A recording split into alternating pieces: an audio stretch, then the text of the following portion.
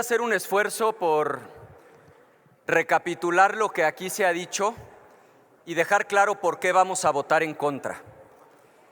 Nosotros votamos a favor de la reforma constitucional porque estamos a favor de que se construyan 2 millones de viviendas y que haya viviendas en renta y que la renta que paguen los trabajadores se abone al capital y al final sirva para que adquieran la vivienda. Por eso votamos a favor de la reforma constitucional. Pero hoy vamos a votar en contra porque esta legislación es un atraco. Eso es lo que hoy se está votando. Vamos a ir a la conferencia hoy 18 de diciembre del 2024. Hoy en la conferencia del pueblo estuvo Octavio Romero Oropeza, director del Infonavit. Explica la reforma a la ley del Infonavit que presentó la presidenta de México, Claudia Sheinbaum, para que el instituto pueda comprar y construir viviendas. Hay que recordar que en su proyecto de Claudia Sheinbaum está de construir 1 millón de viviendas, ya que en 10 años no se han construido ninguna. Hoy la oposición trae una campaña en contra de este gobierno diciendo que se van a robar las Afores. Ya escuchamos al Canallín Profugín.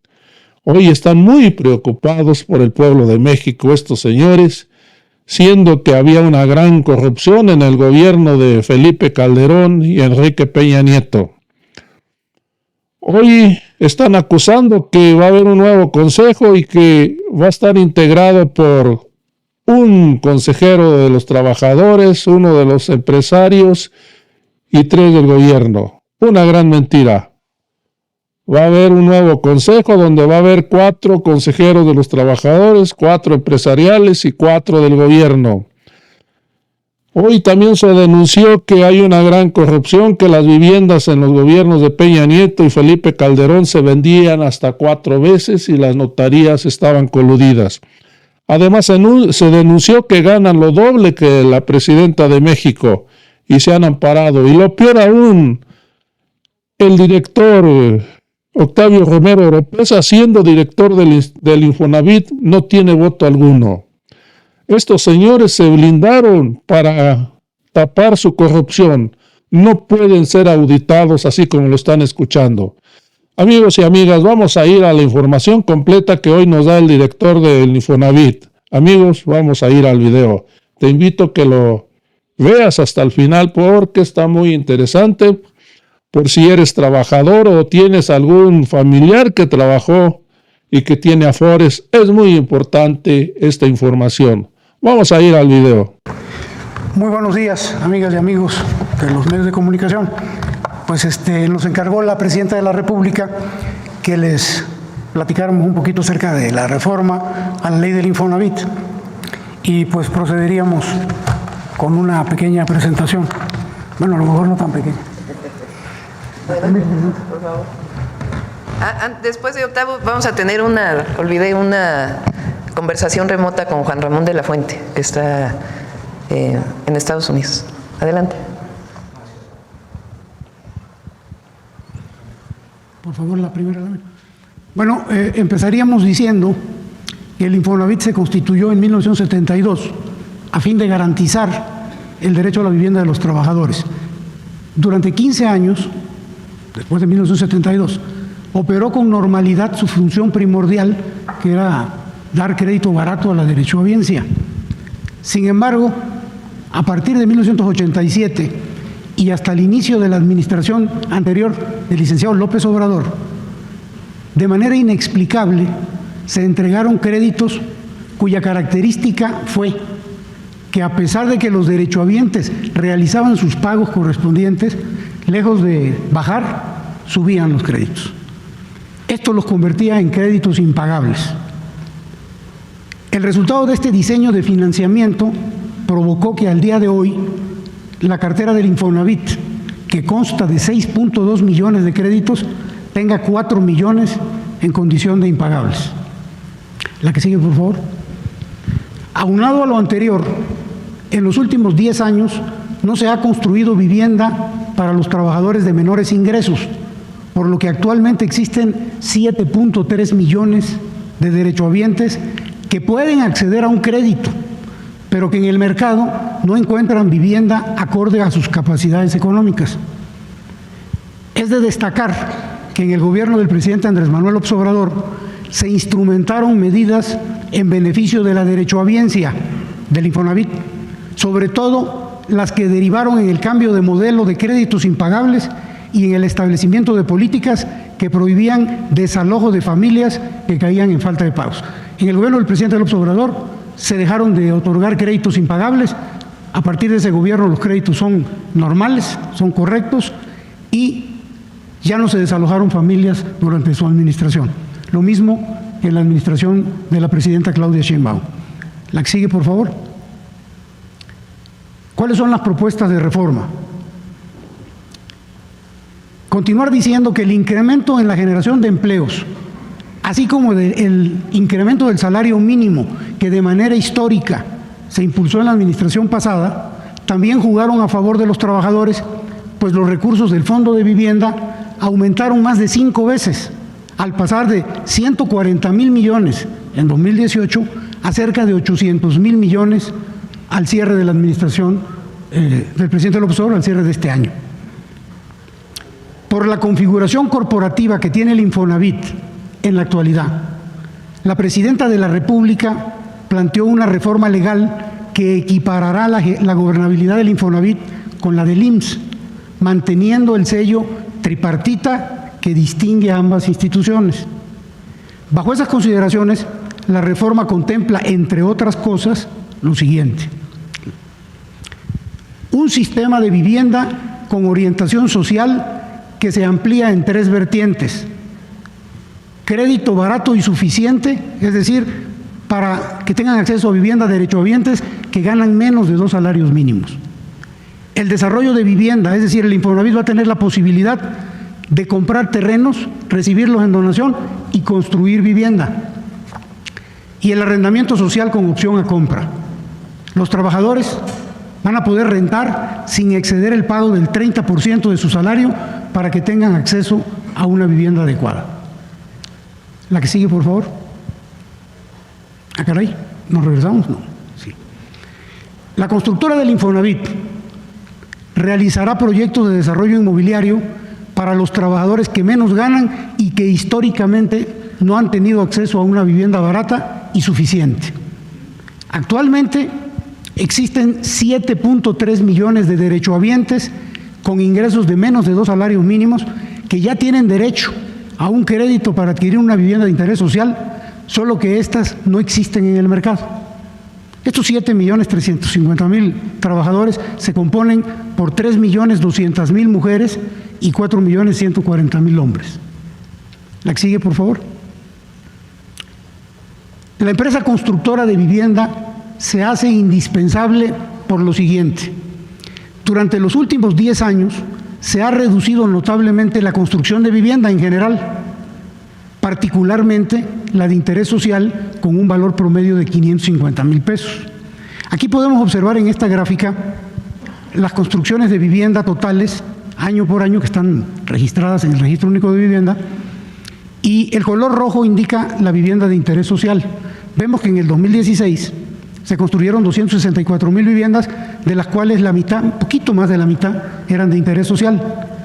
Pero vamos viendo que conforme avanzan los años, de 51% de vivienda de interés social pasó a 46, a 43, a 34, a 28, y este año, al cierre de agosto, 15%. Es decir, de 81,000 viviendas totales que se han construido hasta agosto de este año, hay que actualizar esta cifra al cierre, 12,000 son para interés social. Ya habíamos visto anteriormente que hay 7.300.000 personas que tienen derecho a este tipo de viviendas. No hay en el mercado. La que sigue, por favor. ¿Cuáles son los principales beneficios de esta constructora? Que se va a reducir el tiempo y el costo de producción de vivienda mediante la compra consolidada de los principales materiales de construcción. Se le va a dar prioridad a la mano de obra en los estados para la construcción de viviendas a través de la subcontratación de empresas locales con gente de las entidades, de los gobiernos, de los estados, coadyuvando al crecimiento regional y por ende a la economía nacional. Y las viviendas, y esto es muy importante porque fue una de las instrucciones muy precisas que dio la presidenta, van a estar ubicadas en los centros de desarrollo urbano y contarán con todos los servicios: agua, electricidad, transporte, luz, educación, con todo. No van a ser viviendas a 20 kilómetros de los centros de trabajo y lejanos a los servicios. Van a estar dentro de los centros urbanos o en las periferias de las ciudades. La que sigue, por favor. Aquí establecemos una comparación actual. Esto es lo que hoy hace diferencia entre el Instituto Mexicano del Seguro Social y el Infonavit en cuanto a sus órganos de gobierno. El Instituto Mexicano del Seguro Social tiene una asamblea general que la preside el director general. Tiene un consejo, esta asamblea está conformada por 10 integrantes del gobierno, 10 del sector de los trabajadores y 10 del sector empresarial. Es tripartita. Un consejo técnico, 12 miembros, 4 del sector de los trabajadores, 4 del sector gobierno, 4 del sector empresarial. Tripartita. Y aquí el director general es miembro del Consejo Técnico, lo preside, y de la Asamblea General. Hay una sola dirección general. ¿Qué ocurre en el Infonavit? Hay una Asamblea General con 45 miembros, 15, 15 y 15, tripartita. Hay un Consejo de Administración que se equipara con el Consejo Técnico con 15 miembros, 5, 5 y 5. Pero el director general no es miembro ni del Consejo de Administración ni de la Asamblea General. Y, adicionalmente, en el Infonavit hay 3 directores generales, o 3 direcciones generales. La del Infonavit, que es la que opera, y la dirección sectorial y empresarial, y la dirección sectorial de trabajadores. Estas 2 no tienen funciones sustantivas ni tienen responsabilidad. La que sigue, por favor. ¿Qué es lo que se está planteando en la reforma? Homologar los órganos de gobierno, de manera tal que en el Infonavit ahora haya, igual que en el IMSS, 30 miembros, 10, 10, 10, no se pierde su característica tripartita. Que en el Consejo de Administración haya 12 miembros, 4, 4 y 4, 4 sector gobierno, 4 trabajadores, 4 sector empresarial, y también es tripartita. El cambio es que el director general ahora ya es miembro, o sería, a partir de la autorización de esta reforma, integrante del Consejo de Administración y de la Asamblea General. Y la desaparición de la Dirección General Sectorial de Trabajadores y de la Dirección General Sectorial de los Empresarios. De esta manera quedarían homologadas los órganos de ambas instituciones sociales. La que sigue, por favor. Un resumen de lo que acabo de decir. Se respeta el tripartismo paritario en los órganos de gobierno del Infonavit.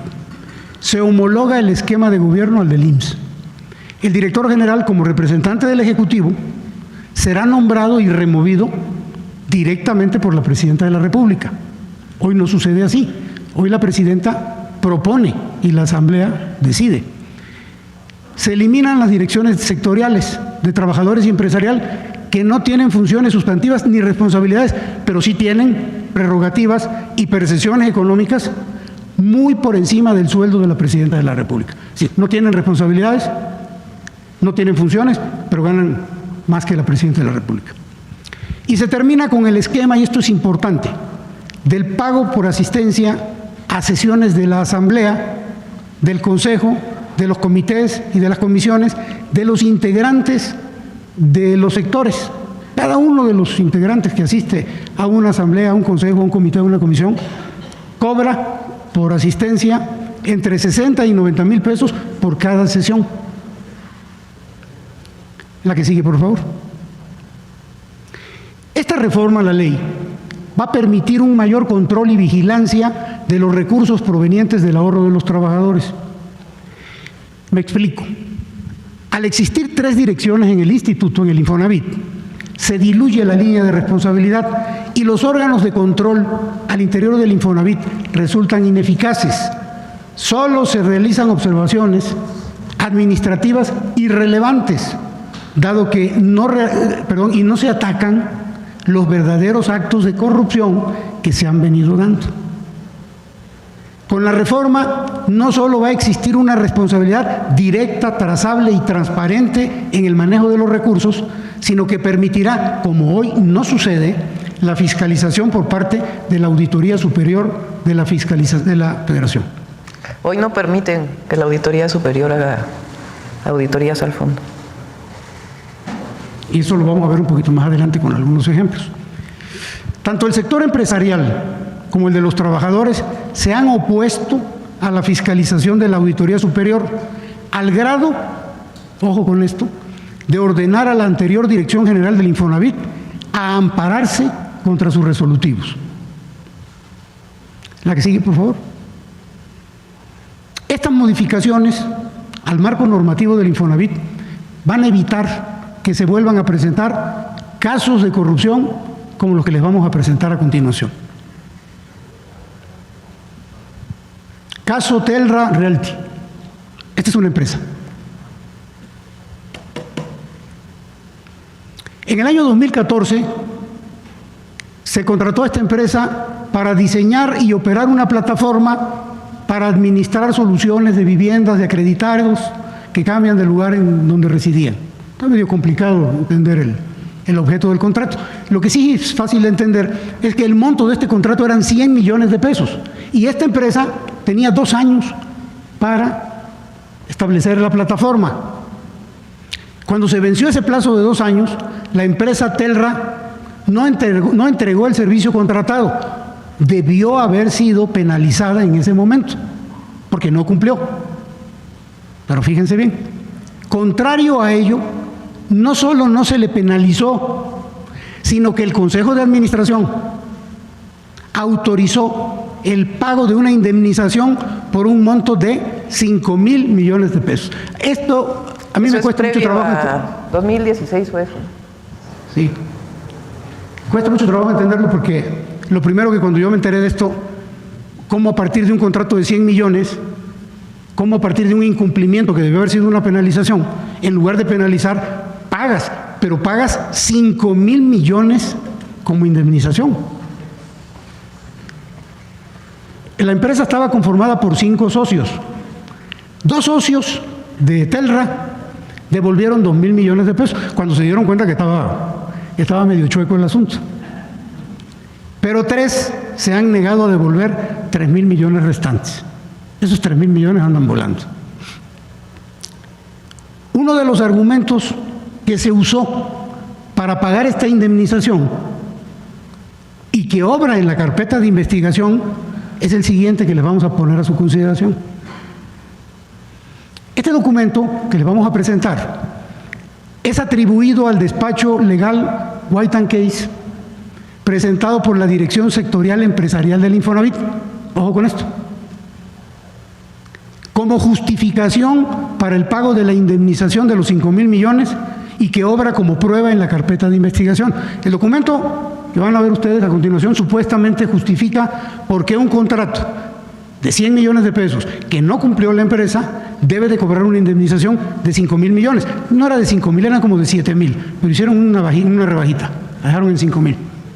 Este es el documento, esta es la empresa, White & Case, son 3 hojas y resulta muy interesante observar. Olvídense de lo que dice, hay que leer lo que dice desde luego, pero lo importante es ver que las hojas tienen una antefirma y la antefirma es W, un signo de I, White & Case. Está antefirmada esta, está antefirmada esta y está antefirmada la última. Y la última está firmada por White & Case S.A. No existe ninguna persona moral que firme de esta manera. Normalmente en los despachos legales y en las empresas, quien firma es un socio de la empresa o el representante legal de la empresa. Es como si Coca-Cola sacara un documento, un comunicado público, tendría que firmar el distribuidor, el director, pero no va a poner Coca-Cola y además firma Coca-Cola. Pues Coca-Cola no existe como persona física. ¿Sí se entiende, verdad? Entonces nosotros desde aquí le hacemos un llamado a la empresa White & Case para que avale este documento. ¿O no? O no, porque nos parece bastante raro. Yo en mi vida he visto que una empresa pueda firmar. una empresa moral pueda firmar de esta manera. Firman los representantes, los directores. Esto lo presentó la Dirección General de los Empresarial como prueba, como justificación para el pago de los 5.000 millones. La que sigue, por favor. Y aquí viene algo interesante, porque no termina el asunto todavía. La Auditoría Superior de la Federación descubrió, a través de la información presentada por la Comisión Nacional Bancaria y de Valores, que en el caso de Telra existió triangulación de recursos, de dinero, entre las empresas contratadas directamente por el Infonavit y la cuenta bancaria de un funcionario del Infonavit que fungió como asesor del director general en 2018. Eso es antes de que llegara el presidente. Sí, fue antes de la administración del presidente López Obrador. Sí, es importante. Ante la intervención de la Auditoría Superior, ojo, por alguna razón, los sectores empresarial y de trabajadores instruyeron en octubre de 2023 al Infonavit a interponer un amparo contra el informe de resultados de dicho órgano fiscalizador con el voto en contra del sector gobierno y de la oposición de la Dirección General. A la fecha continúan impidiendo la atención a las recomendaciones de la ASF, de la Auditoría Superior, con el argumento principal de que la Auditoría Superior de la Federación no tiene competencia para auditar los recursos, ellos les llaman recursos privados que pertenecen a los trabajadores. Este informe de resultados de la Auditoría Superior es público y se puede consultar en el siguiente vínculo. La que sigue, por favor. Otro ejemplo. Actos de corrupción. Este es un programa que en el Infonavit se le llama Línea 3. Consiste en financiar a constructores de vivienda para los derechohabientes. Este tipo de proyectos son propuestos únicamente por las direcciones sectoriales de trabajadores y la empresarial, y así son presentados al Consejo de Administración para su autorización. No hay un estudio técnico, financiero, de ninguna índole, simplemente proponen una empresa para un desarrollo, se autoriza porque son 2/3 partes del Consejo y se aprueba. Se han identificado 22 proyectos autorizados entre 2017 y 2018 que no han sido concluidos y que presentan adeudos vencidos con el Infonavit en el orden de 575 millones de pesos. Adicionalmente a esto, existen 18 desarrolladores con adeudos por 768 millones de pesos, esto como resultado de deficiencias en el seguimiento a pagos y aplicación de penalizaciones. Estas cantidades no incluyen inflación, no incluyen intereses, que si se cuantifican, duplican estos montos. La que sigue, por favor. Este es un ejemplo de lo que estoy hablando. Estos desarrollos fueron promovidos por el sector de los trabajadores y autorizados en el 2016, periodo 2016-2018. Fíjense bien, estos proyectos recibieron recursos para comprar el terreno, para pagar licencias y permisos de construcción y para hacer infraestructura.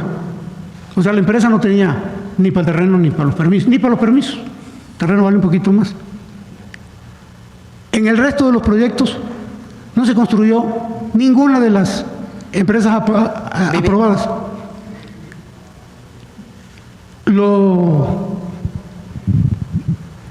relevante en el caso de estas 4 empresas es que a pesar de que no hicieron las viviendas, recibieron adicionalmente en estas 4, 45 millones una, 22 otra, 9 millones otra, 5 millones otra, dinero adicional, ya no del fondo directamente del Infonavit, sino de los créditos de los trabajadores. Es decir, sin haber construido la vivienda, se les otorgó crédito a los trabajadores y se les empezó a descontar de su dinero. En la administración pasada se detuvo esto porque se les estaba perjudicando a la gente, pues se les estaba cobrando por una vivienda que no se les había entregado. Pero lo que estamos haciendo en esta administración es tratar de sacar a esta gente de este problema porque hoy tienen atrapado su crédito.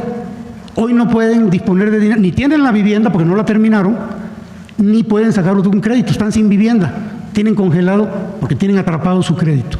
Entonces, no se construyó vivienda alguna, estos son los saldos, los intereses y lo que se les dio por parte de dinero de los trabajadores. Esto lo propuso el sector trabajadores. La que sigue, por favor. En el caso del sector empresarial también proponen.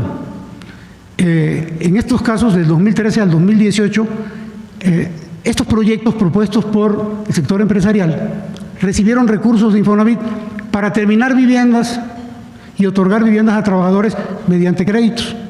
Con todo el apoyo financiero que se les dio, ni pagaron los recursos ni construyeron las viviendas.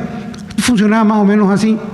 Ellos invirtieron una cantidad, digamos que el 50% del proyecto, se detuvieron, compraron el terreno, hicieron algunas obras, no construyeron vivienda. El Infonavit les dio el 50% que habían invertido y 20% más, es decir, 70%, y lo que hicieron ellos fue recuperarlo, el 50% que habían invertido y el 20% se lo quedaron. Y hoy solo nos queda buscar recuperar parte del dinero que entregó el Infonavit recuperando los terrenos. Pero es muy factible que el 20% restante, que no lo invirtieron, pues sea difícil de recuperar. Vamos más. La que sigue, por favor. Este es otro caso de corrupción y es muy importante que se conozca y que se dé a conocer, porque hay que detenerlo. Existe una red delictiva donde intervienen trabajadores del Infonavit, notarios, despachos y peritos evaluadores que se han coludido a fin de otorgar múltiples créditos sobre una misma vivienda. Con la revisión que llevamos al día de hoy, que no incluye 11 estados del país, se han detectado 12,000 créditos sobre 1,400 viviendas, lo que significa que estas se vendieron hasta 4 veces cada una por año. Todo lo anterior, y ojo porque esto es importante, sin que la Comisión de Vigilancia o el Comité de Auditoría tomaran acciones en contra de los responsables. Este mecanismo delictivo es empleado para estafar a los trabajadores, cobrándoles hasta el 40% de sus ahorros para vivienda, que hasta el momento de la revisión, que no hemos concluido, asciende a más de 1.200 millones de pesos. La que sigue, por favor. Este es el país. Los estados que tienen color más oscuro es donde más operaciones de este tipo se han llevado a cabo. Aquí estamos hablando del Estado de México, Tlaxcala, Jalisco. Los estados que nos faltan por revisar son los que están en color gris, que son 11. En el Estado de México, 496 casas se vendieron 4,130 veces.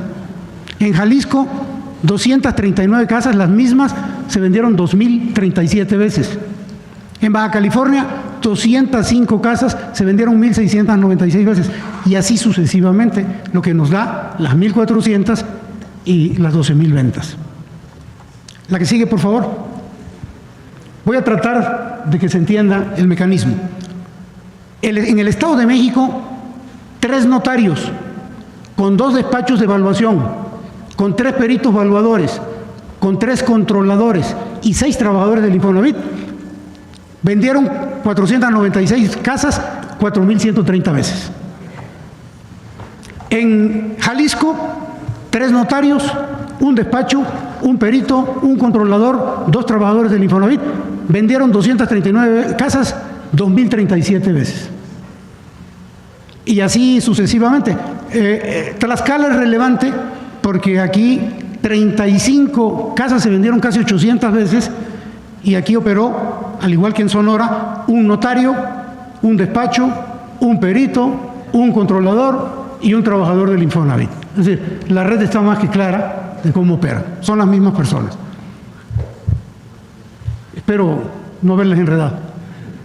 La que sigue, por favor.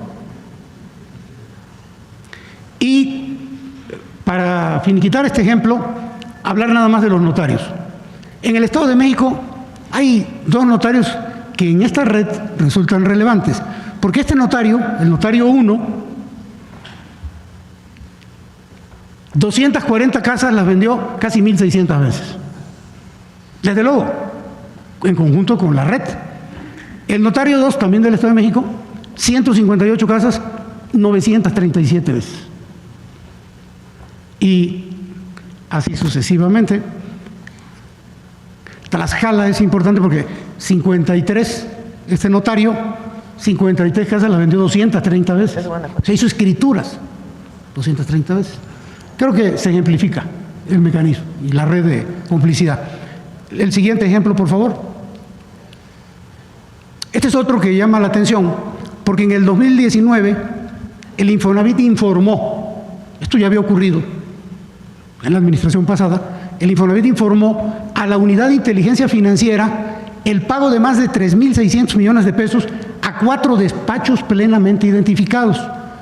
Estos despachos eran contratados para recuperar vivienda por la vía judicial. Y ojo aquí, esta práctica de la recuperación judicial se detuvo en la administración del presidente López Obrador y está detenido también en el gobierno de la presidenta Claudia Sheinbaum. Ya no se llevan a cabo este tipo de recuperaciones judiciales, no hay desalojos. Pero bueno, estamos hablando de otras épocas. 3.600 a 4 despachos. ¿Qué pasó? Entre 2013 y 2015, estos despachos, en contubernio con diversos funcionarios del Poder Judicial, como que algo suena familiar aquí, y notarios de Nayarit, realizaron juicios fraudulentos en contra de 60,000 derechohabientes. Un ejemplo de este tipo de fraudes, de esta ilegalidad, es el siguiente. Un derechohabiente que vivía y tenía su casa en Chiapas fue notificado irregularmente en un domicilio en Nayarit, dentro de un juicio tramitado en el estado de Nayarit. Esto provocó que el derechohabiente quedara en estado de indefensión, pues nunca se enteró de que era parte de un juicio chiapaneco y lo notifican en Nayarit. Como si iba a enterar en un domicilio que quién sabe de quién era. La que sigue, por favor. Conclusión de este asunto: el Infonavit no recuperó ninguna vivienda y miles, y esto es lo peor, miles de derechohabientes fueron despojados de su vivienda sin un juicio justo, con todas estas irregularidades. Lo anterior, de nueva cuenta, sin que la Comisión de Vigilancia o el Comité de Auditoría tomara acciones en contra de los responsables. La que sigue, por favor. Este es otro. Esta es una empresa de seguros. Funcionarios del Infonavit contrataron ilegalmente un seguro de vida colectivo por 550 millones de pesos para los derechohabientes con crédito. ¿Por qué decimos que ilegalmente? Porque el Instituto del Infonavit ya cubre ese seguro. Aquí están las fechas, 2013 y 2014 y los montos. La cobertura en esa época era contra riesgos de fallecimiento de las personas acreditadas solo en caso de desastre natural y de pandemias. Se adelantaron al COVID, lo que hacía que esta póliza fuera incobrable. Es decir, su contratación fue fraudulenta y, ojo, sin el consentimiento de los trabajadores acreditados. Y sin necesidad, porque ya el Infonavit cubre eso. De nueva cuenta, la Comisión de Vigilancia o el Comité de Auditoría no tomaron acciones en contra de los responsables. La que sigue, por favor. Vamos terminando. Ya con esto terminamos, Presidenta. Promesa. Hasta el 2010, el Registro Único de Vivienda tiene la finalidad de entregar un padrón de viviendas nuevas. Lo tenía a su cargo el Infonavit. En el 2011, el Consejo de Administración del Infonavit autorizó convertirlo en un fideicomiso que le pertenece al Infonavit.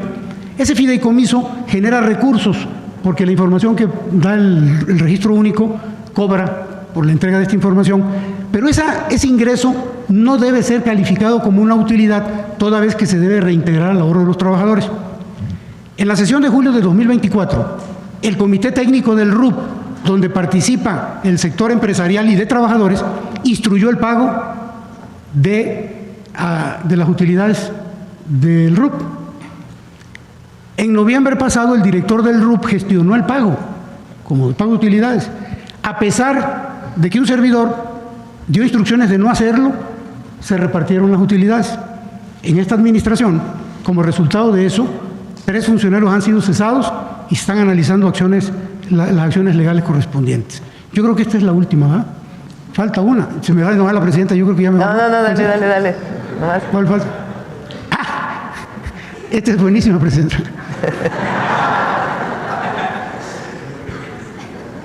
Es que O sea, todo esto que hacen la Dirección General de Empresarios, Trabajadores, que no informa, que no pueden ser auditados, que el comité de auditoría ni por enterado se da, pero ahora miren cuánto ganan. el ingreso neto anual de la Presidenta de la República es anual de 1.992.000 pesos. Esto es mensual, vienen siendo 140.000 pesos aproximadamente. Fíjense bien cuánto gana el director sectorial de los empresarios. De los trabajadores. De los trabajadores. Anual, 3.255.000. Mucho más que el que gana la presidenta. Mensual, 271 contra 140. Eso sin considerar que les pagan a 60.000 pesos que vayan al consejo. Entonces, este es el director y los coordinadores, los gerentes, todos estos tienen un salario superior al de la presidenta independientemente del nivel en el que se encuentren.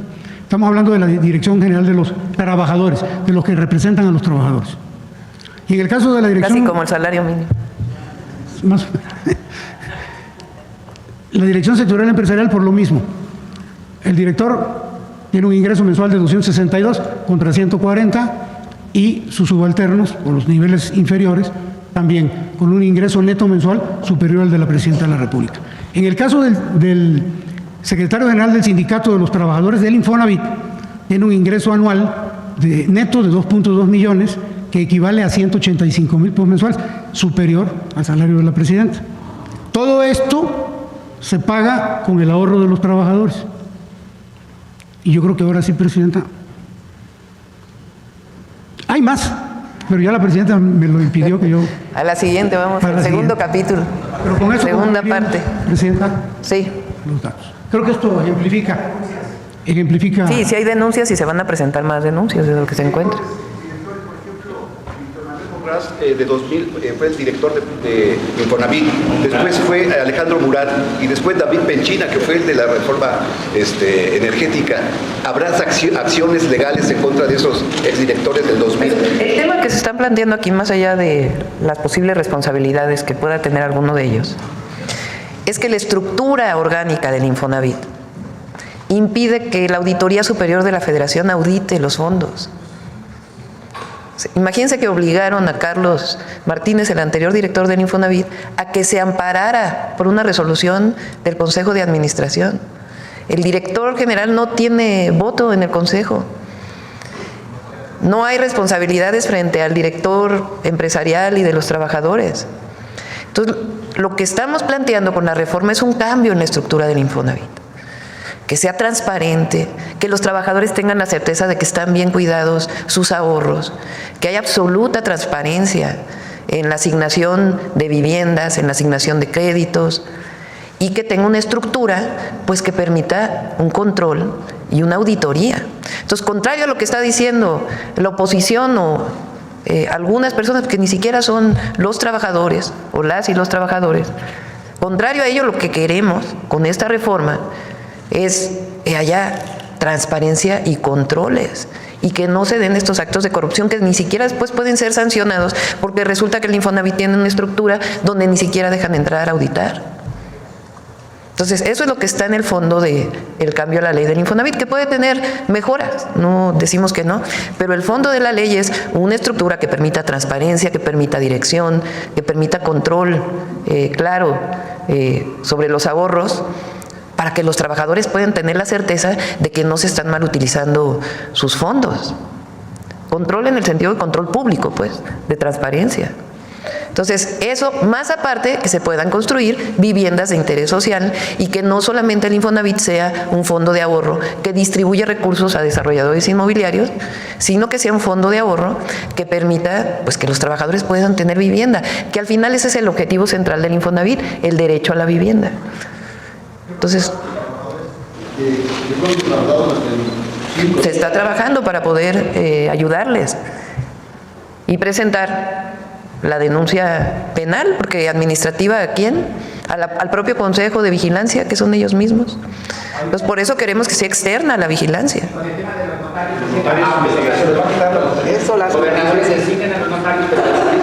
Pues ya iremos informando de todas las medidas que se van a tomar.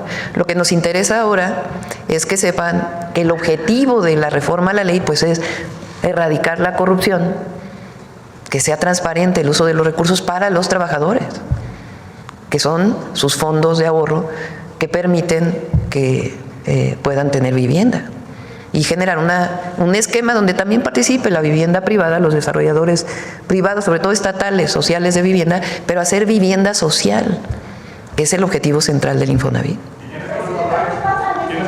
Las duplicidades de las ventas de las casas, el asegurado o el dueño del crédito, el trabajador, ¿está consciente de lo que está pasando? Muchas veces no, ¿verdad, Octavio? Que el trabajador no está consciente de que se hizo este fraude. ¿En cuál caso?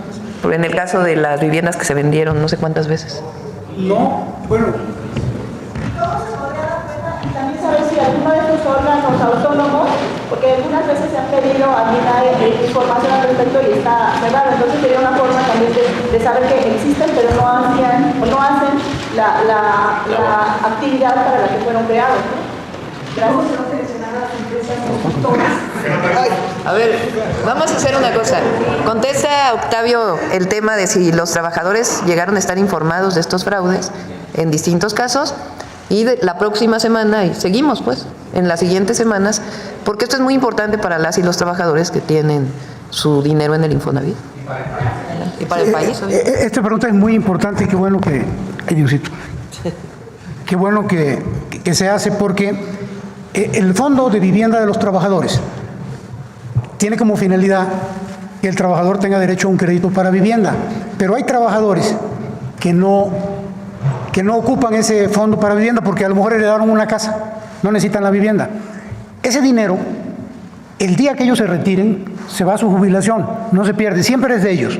Lo ocupan para vivienda o lo ocupan para su jubilación. Muchos trabajadores no saben que tienen ese dinero y hay muchos coyotes que se aprovechan del desconocimiento de los trabajadores para decirles, oye, yo te saco tu dinero del Infonavit, porque si no se lo va a quedar el gobierno.